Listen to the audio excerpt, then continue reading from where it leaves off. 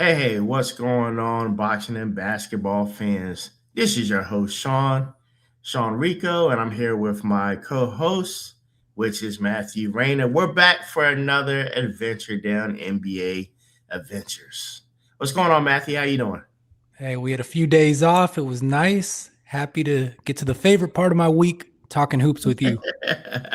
All right, there you have it. Once again, we want to thank everybody for liking, sharing, subscribing, the comments, the feedback, and man, the views they keep going up. Matthew, we still doing good on our views. Our shorts are doing good. A lot of things are doing good, man. So we thank all the fans for supporting us. Except for that guy that wrote that really mean comment the other day about it being amateur hour. You go to hell. One thing about Matthew, you better not criticize or judge him. He gonna come at you. Hey, whoever that is, if you want to come on here and debate Matthew, I'll open up the floor and we'll get you on here. Yeah, we'll see. We'll see if it's amateur hour then, buddy. All right, there you have it. So this time, me and Matthew are going to start off talking about Ja Morant. Says he does not want to be traded. Says he's loyal and that he even has the Memphis Grizzlies tattoo on his back. I don't know about this, man. I don't know what changed Matthew with Ja Morant, but God knows, man, over the last couple months, he did not look like he wanted to be in Memphis. He looked like he's frustrated. Everybody, I even saw a clip a couple of weeks ago, a week or so ago, him arguing with his teammates during practice or before the game. He's upset. He's not happy the way people are playing. I don't know if he feels like he don't have the support of the Memphis Grizzlies, but I don't know. The trade deadline is, I think, February the 5th. So who knows if he's still on the chopping block. From what I'm understanding, they're putting some feelers out there, but from what I'm hearing, they're not really getting the feedback that they thought they would get, right? And you would think with a star like Ja Morant that people would be grabbing at him. But now I'm starting to think, is it one of those things that they feel that he's going to carry baggage with him, come in there with his legal dealings and off the court antics.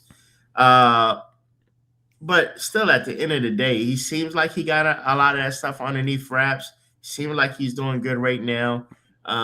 He seemed like he's picking it back up. I definitely feel he needs more help in Memphis, but I'm not sure in the next 2 to 3 years they have what it takes to, get to the finals. What are your thoughts on Ja Morant in the trade and him saying he wants to stay there? Well, he seems like he's picking it up now because either his agent or someone in Memphis got a hold of him and said, hey, if you really want to leave, you better get your act together because you've tanked your trade value by how you've been acting the last couple months.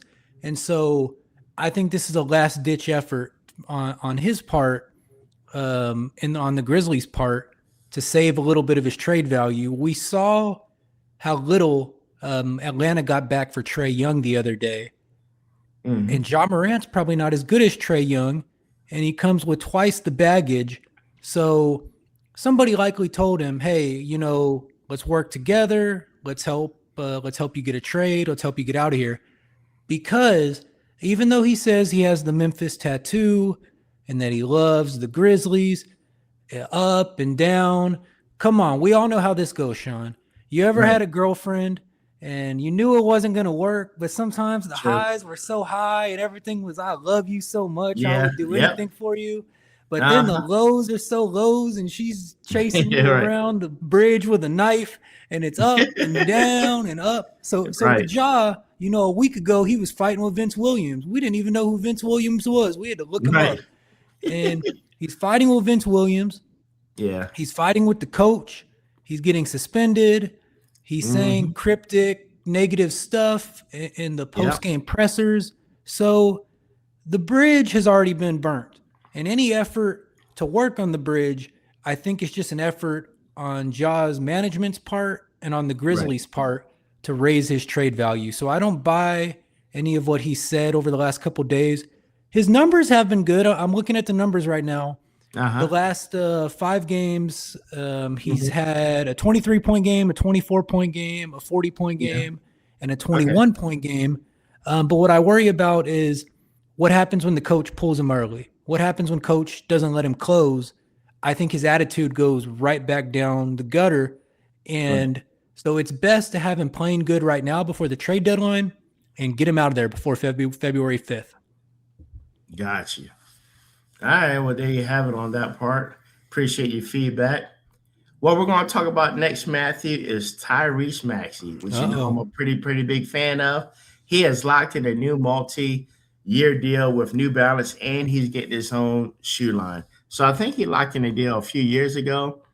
I'm not sure about the signature shoe deal then, but he's definitely getting one now. I've always said I really think we've talked about this almost every show that the Sixers is his team now. Joel Embiid is still a star. He's still the center. He's still powerful. He's still going to put up numbers when he's healthy. Tyrese is healthy most of the time.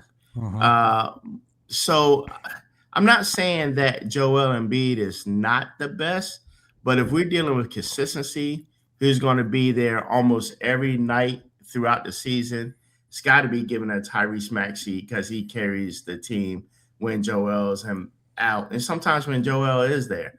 But we're here to talk about his sneaker deal.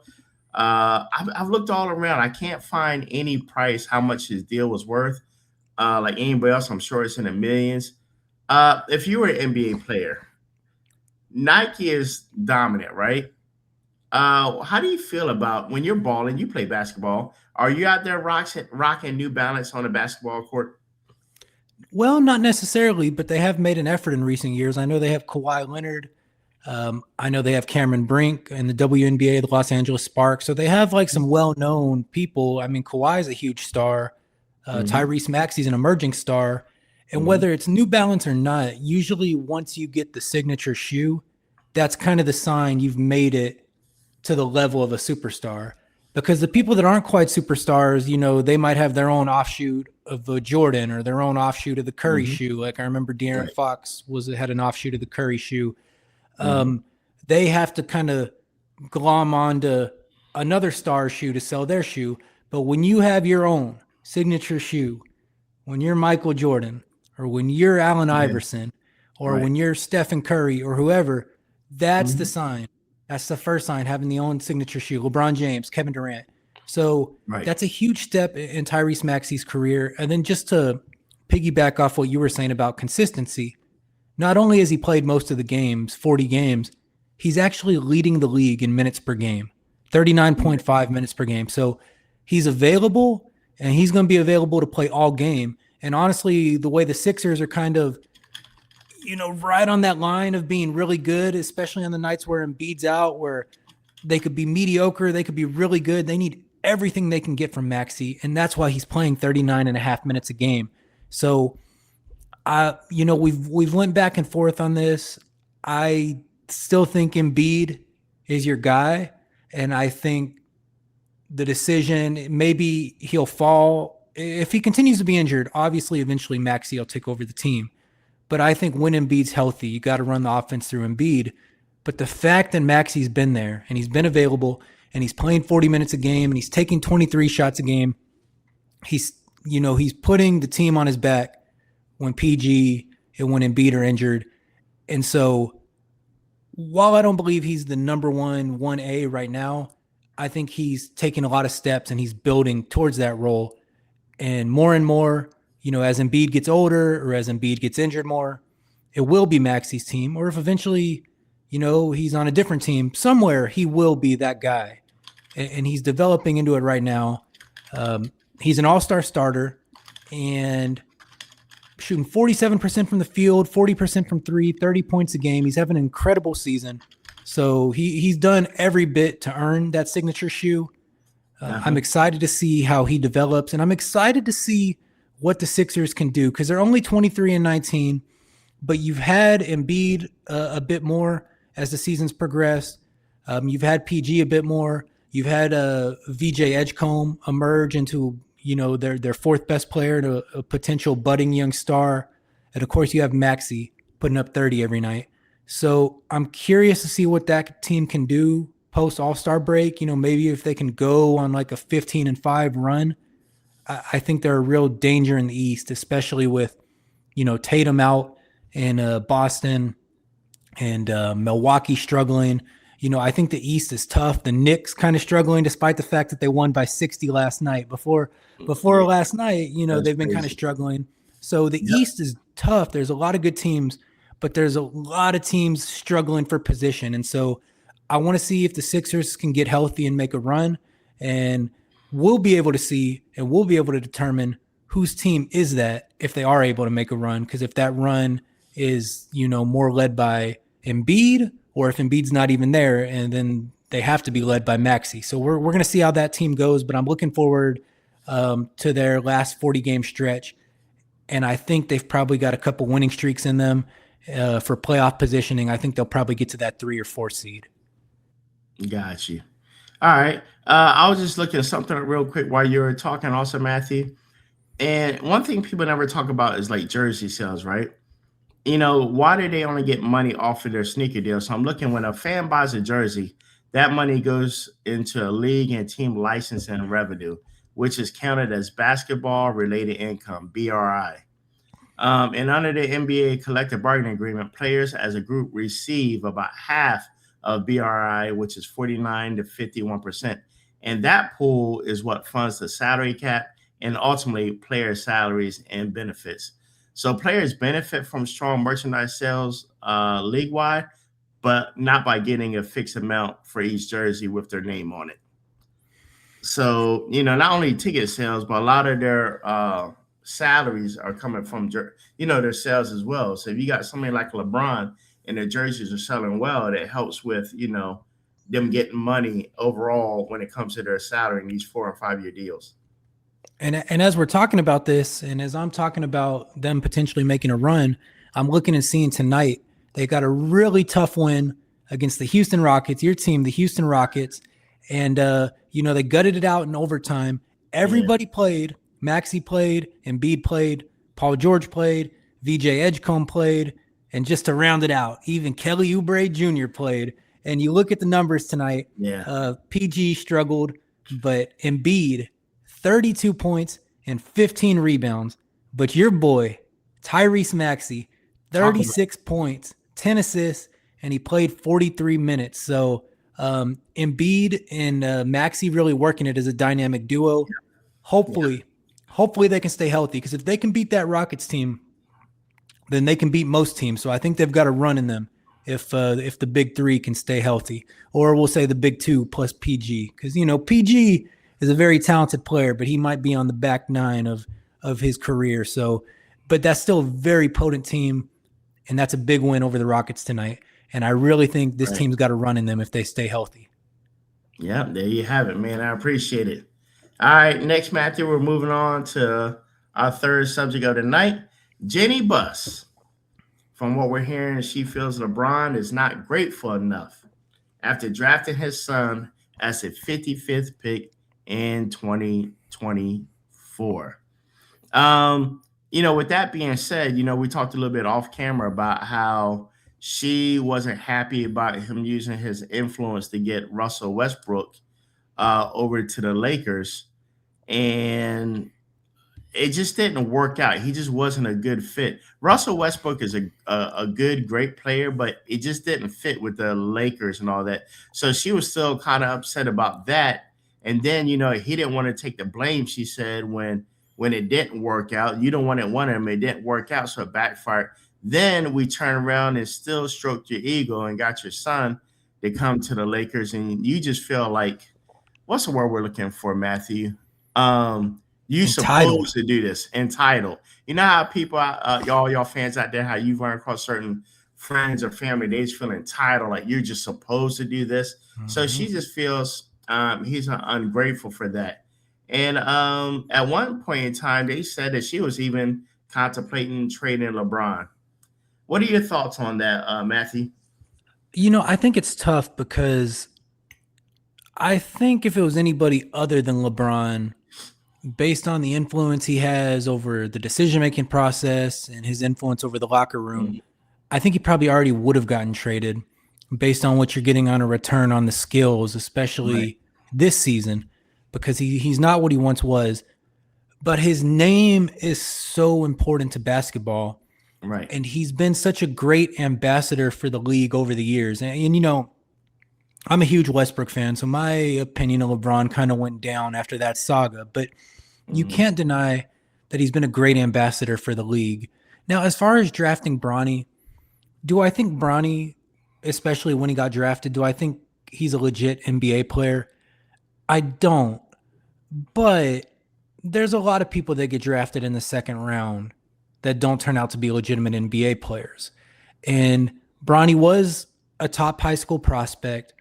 He did go to USC, which is a good school, not a great basketball school, but a good basketball school.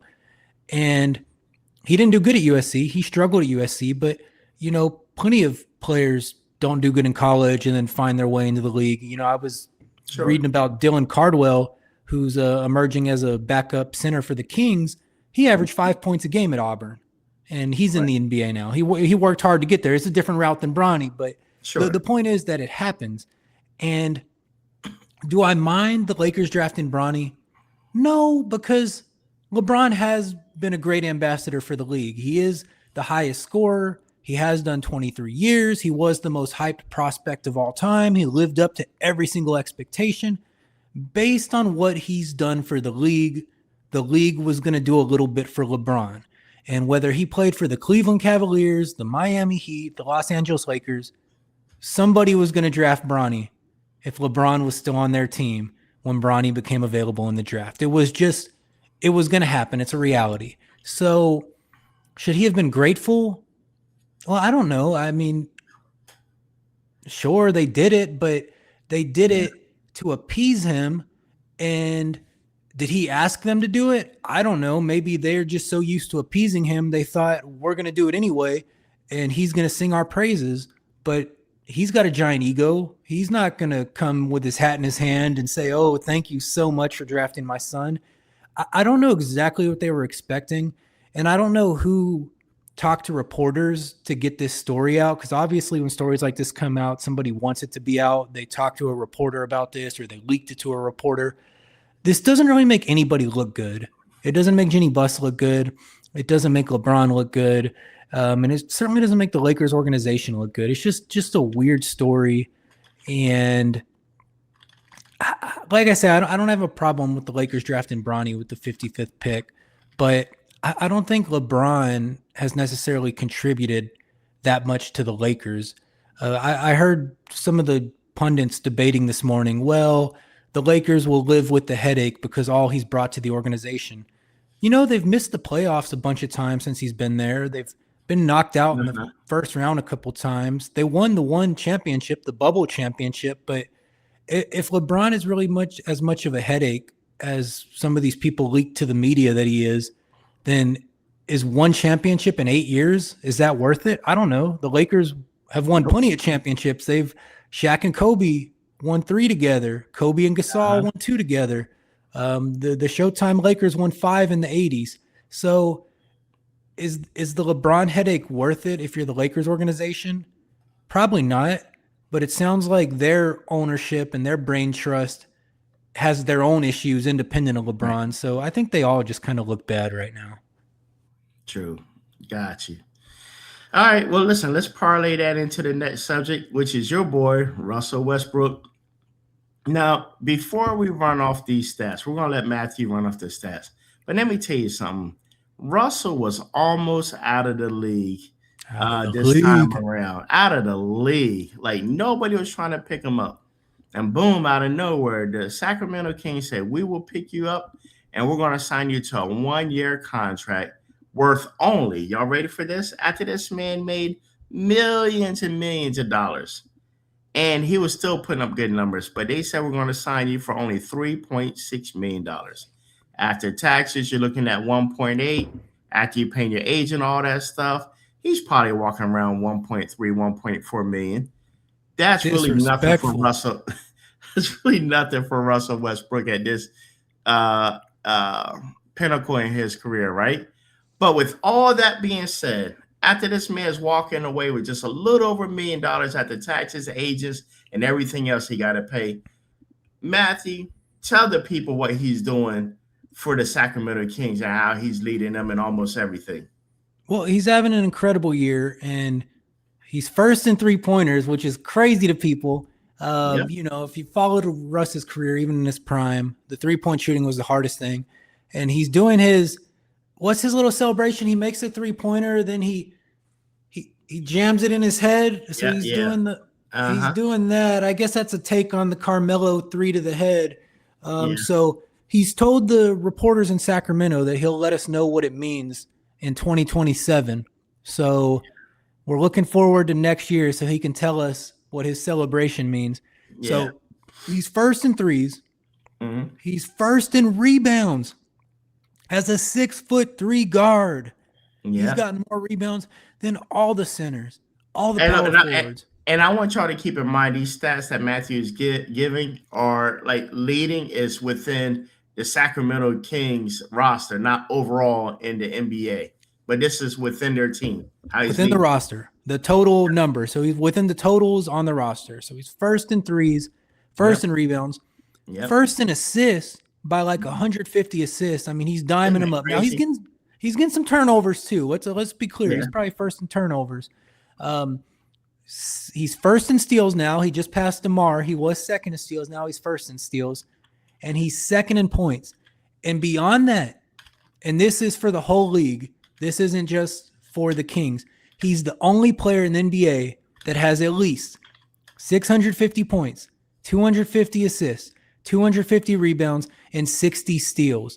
He's the only player in the league with those totals.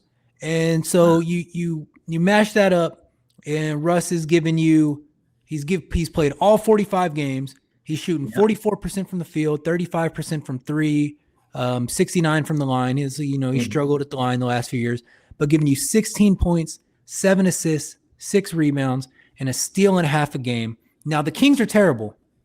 Let's be clear. The Kings are terrible, but having Russ out there, he's developing the rookies. He's completely opened up Maxey Reynaud. Maxey Reynaud was a scared rookie at the beginning of this year. He was scared to even touch the ball. But he's emerged in the last few weeks because Russ is feeding him and feeding him and feeding him. We've got Maxey Reynaud, the French sensation, the young rookie from Paris. We got him up to 10 points and 7 rebounds a game. And a lot of that is coming off Russ's leadership because Russ is force-feeding him. And then what does he do every time he force-feeds him? I see him because I could read lips. I see him yelling at him, shoot. And I can see it. And you sometimes you can hear it. Even when he's not mic'd up, you can hear it in the camera. And so he's developing the rookies. He's playing hard, and he's making history every night. So it got to a point where, Doug Christie had Russ playing only like 22, 23 minutes a game, but now he's up to almost like 31 minutes a game. And that's because what else are the Kings going to do? Let Russ get out there, let him run with the rookies, let him help develop them, and let him make history every night because you're not selling tickets any other way. So let Russ go make history. And let me give you this. Right here. I just pulled up the leaders. Russ is I went for games. He's at 28th all-time on games. I don't know why I put up games, but he's played 1,282 games. And, the knock on Russ, all the Shannon Sharps and Skip Baylesses, every year that he struggled, they used to say something along the lines of, if he's not careful, he's going to be out of the league. And he was almost out of the league before this season. Right. But he's 28th all-time in games played, meaning only 27 players have played more. So what does that insult even mean? To me, it really means nothing when you've been in the league that long. But on points, and this is the one I wanted to pull up because he's been making history every few nights, he's at 26,906. He's 41 points away from passing Hakeem Olajuwon for 14th place all-time. And then he's about 100 assists. Where is that? Let me pull up some assists. He is at 10,234. He's 100 assists behind Mark Jackson for 6th all-time on assists, and he's 101 assists behind Steve Nash for 5th all-time. So he's about 40 points and 100 assists shy of breaking a couple more records. When you're the Kings and you're 12-33, it's it's a struggle every night. So why not let a legend go out there, make history, develop the rookies? He's done a great job of Maxey Reynaud. And now we see, I mentioned him earlier, Dylan Cardwell emerging. Dylan Cardwell, the backup center. He's out there. He's getting rebounds every night. He's blocking shots. He's got Russ in his ear encouraging him. And I encourage everybody, because I know most people haven't heard of Dylan Cardwell. I encourage everybody, if you haven't heard of him, look him up. He's so much fun to watch. I'm telling everybody, live life like Dylan Cardwell, because he celebrates after everything he does. He gets a rebound, he blocks, He gets a dunk. He does this for the crowd every single time. Yesterday, he brought out the Spider-Man celebration. Everybody, please look up Dylan Cardwell. If you don't know who he is now, you will soon. Go Kings. We're struggling, but Russ is breaking records every night. Good for you, Russ. They thought you were going to be out of the league, and you're dropping 20 on their head every night. All right, there you have it, man. Thank you, Matthew, for your feedback on that. And fans, we have another one for y'all. Now, me and Matthew talked about this off camera. It does seem like there's some conflicting reports, but it's being spread around like it's the truth that Rich Paul actually wants Anthony Davis out of Dallas. With that being said, I'm not sure where he wants him at. We constantly talk about Anthony Davis. He's constantly hurt. He's not playing right now. And from the last I've heard that he is signed with Clutch Sports with Rich Paul. What are your thoughts on that? Does he need to stay in Dallas, Matthew, or is it time for him to get up out of there to open up room to bring somebody along to help Cooper Flag? Kyrie Irving, from what I understand, he was expected to come back in another month or so, but now reports are saying that they're just going to keep him out for the remainder of the season. So right now, this is Cooper Flag's team.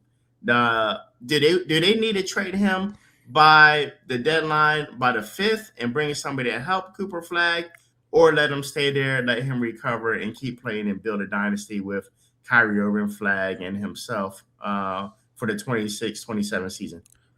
I'm going to wait and see on some of these trade rumors because, we saw about, Rich Paul saying he wanted Anthony Davis traded, but then you try to look up the sources on that. I see a lot of deleted tweets. I see a lot of, this person's reporting, and then I go to that person's page and I don't see any of that reporting. And so I'm not too sure what to think on this Rich Paul wanting Anthony Davis traded report. So I'm going to wait on that. Should they trade him? Well, I think maybe, because obviously you brought him in as part of the Luka trade, the most hated trade in franchise history. You've already fired the GM that made that trade, Nico Harrison. Maybe it's time to move on from that era.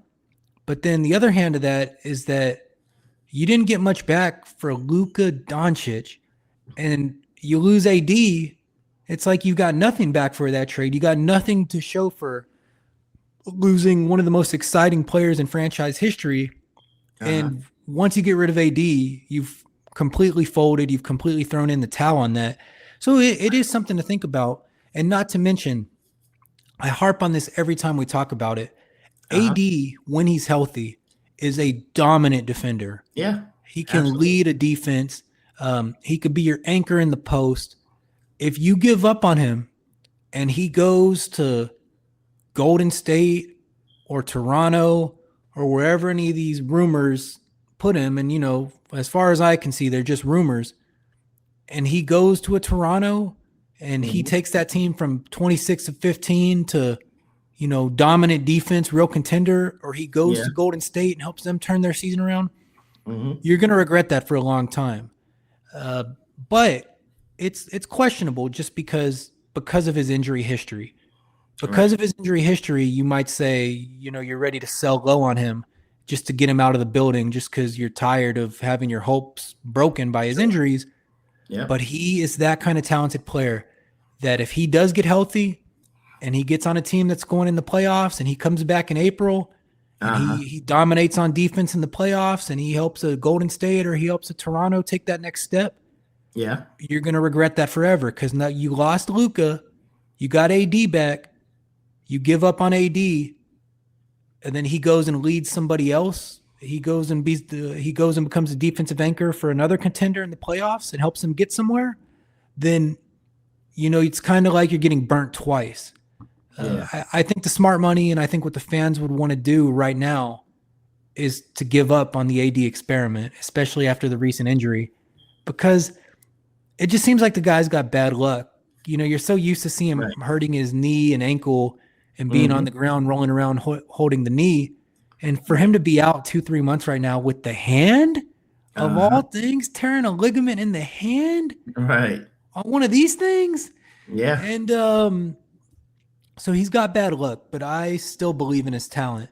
And I believe that if he goes to a playoff team, he's going to help them tremendously come April and May. So give up on him. If you're Dallas, give up on him at your own risk, because you might get burnt on that. And it might not hurt as bad as getting burnt by losing Luka, but it would be pretty unfortunate if you trade him and the team he goes to makes a deep playoff run, because he's leading that post defense. Right. That's true. All right. And last but not least, Matthew, we're going to close out with my man, Jaylen Brown with the Celtics. I just can't believe, Matthew, how much this guy wants to be recognized by the basketball media staff, who does who's the MVP of the month, who's the all-star, who's this and that. I forgot. Is it 100 writers, 20 writers, 100 writers? I forgot how many writers it is, right? Jaylen, who cares whether they put you as the MVP or the number one on it? You have a contract for $304 million. Let me say that again, Jaylen. You have a contract for $304 million, which was the highest at that time. I don't even know if anybody's passed that yet. You are balling in money. You can bathe in this money. You can shower in this money. You can sleep on this money.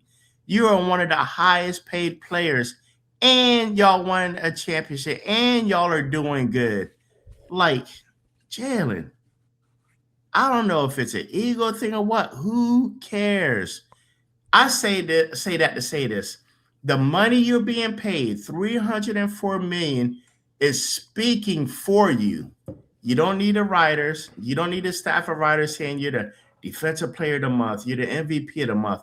The money that Boston is paying for you, that you're getting from your merchandise sales and all these sponsorships, it's speaking for you, letting you know that you are all-star. You are MVP. The money you're making is speaking volumes for you. Forget about what these 100 writers or less are saying. What are your thoughts on that, Matthew? Sign a car note for me, Jaylen. I'm struggling. I could use some money, Jaylen. Here's what I'm thinking. He's got a point, a little bit of a point, point. Because although I'm reading here, I got the Athletics MVP rankings pulled up. They got Jaylen Brown number 2, just behind your boy, FTA. So the Athletics got Jaylen Brown at number 2. But if you're Jaylen Brown, you got to think about it this way. The supposed best player on your team, Jason Tatum, out for the season. You're Jaylen Brown, behind your 30 points, 7 rebounds, and 5 assists. You've got the Boston Celtics at 27-16, the second seed in the tough Eastern Conference. Because don't make no mistake, it is a tough Eastern Conference. And you've got that team minus Jason Tatum. You've got them at the 2 seed. So if you're Jaylen, at some point you're saying, when can I get my respect? Now I hear your point that we gave you your respect. We gave you $300 million worth of respect. And that is a fair point. And he's got a ring, and he's a champion. And he's a finals MVP.